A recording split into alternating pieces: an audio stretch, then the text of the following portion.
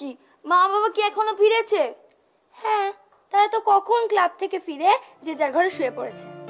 শুয়ে পড়েছে? খাবে না? তাদের তো খাওয়া হয়ে গেছে ক্লাবে।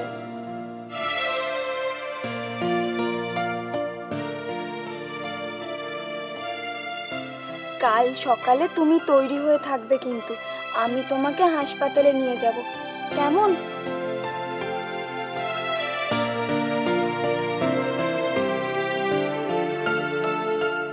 তুই একটা ছড়া বল। ছড়া বলো? হ্যাঁ, ছড়া। হ্যাঁ, আর নো প্রবলেম বলো। ছড়া বলতে আমার কোনো প্রবলেম নেই, আমি ক্লিয়ার করে বলে দিচ্ছি। দেখো, হ্যাঁ, এই তো ছড়া। হ্যাঁ, A for apple, B for ball, C for cat, D for doll. আর ই, তারপর একটা বল। হ্যাঁ, ওই বলি, B for ball, C for cat, D for doll, E for E. হ্যাঁ, বলি, D for doll, E for doll, E for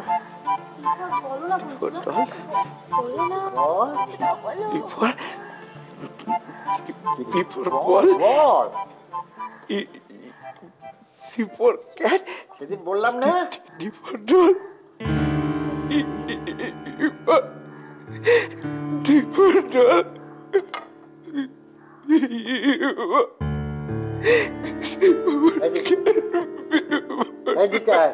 কাটবি না,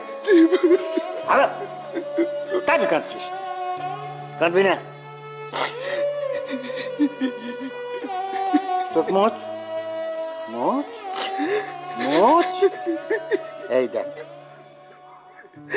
আইস, E for ice.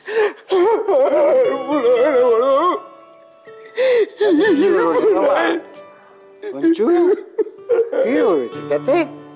কি হয়েছে? ওদের তো আমি কতক্ষণ ধরে বসে বসে পড়াই, তুই তো আমার কাছে পড়িস না।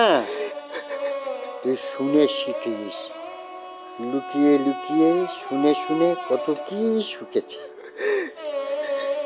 তুই তো একলব্য রে, একলব্য, জানিস তো? তুই অনেক বড়, তুই ওদের সবার থেকে বড়। দেখ, তুই তো শুনে শুনে কত শিখেছিস। চুপ কর। চারিদিকে প্রাচীর দিয়ে ঘেরা একটা একটা বড় খুব সুন্দর বাগান ছিল। সেই বাগানটায় কত ফুল, কত ফল, আরো কত কি ছিল। কিন্তু ওই বাগানটাতে কেউ ঢুকতে পারতো না। তারপর হলো কি, ওই বাগানটার মধ্যে একটা খুব সুন্দর দেখতে একটা খুব মিষ্টি মেয়ে এলো। তোরা তো স্কুল দেখতে এলাম, দারুণ, সুপার। কি গল্প হচ্ছিল রে তোদের? দৈত্যের গল্প। তাই? তা তোমাদের মধ্যে কে সেই মেয়েটা যে দৈত্যের বাগানে ঢুকেছিল? তুমি তো সেই মেয়েটা। সঞ্জু, কলার প্রেসার মাপাও। আমি?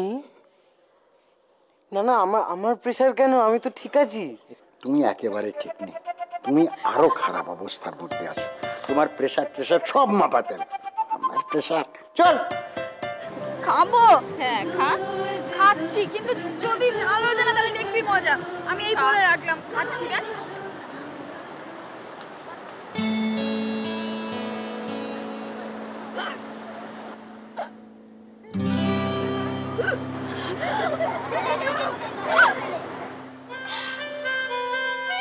চিনি আমি চিনি নে মা, নিম খাওয়ালি চিনি বলে। দাদাই, দাদাই, আমার খুব শরীর খারাপ করছে, কথা বলতে পারছে না।